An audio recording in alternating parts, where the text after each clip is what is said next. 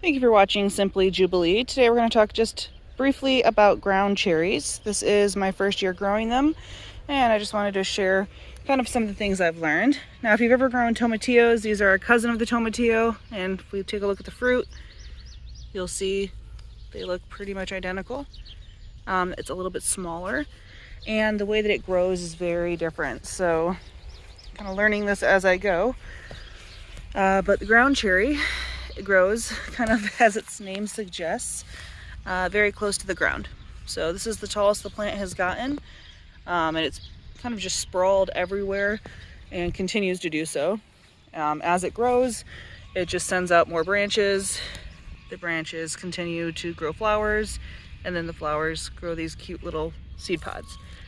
Unlike the tomatillo, these ripen a lot more quickly, and once they're ripe, they fall off and onto the ground.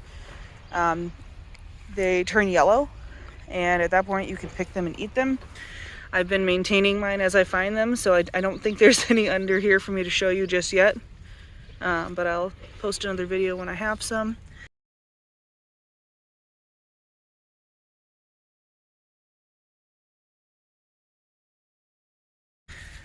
The nice thing about this plant is that it's super low maintenance. I haven't really done anything with it other than give it some water, and it's continued just to grow everywhere and continue flowering. So I'm excited to see how long the season is. I'll let you know once I have a little bit more information. I will say, in terms of pests, this is one plant, this and my tomatillos, that I've had an issue with this year with the Colorado and three-striped potato beetle. So I have to come out here like every day, and I've managed to keep them at bay for the most part.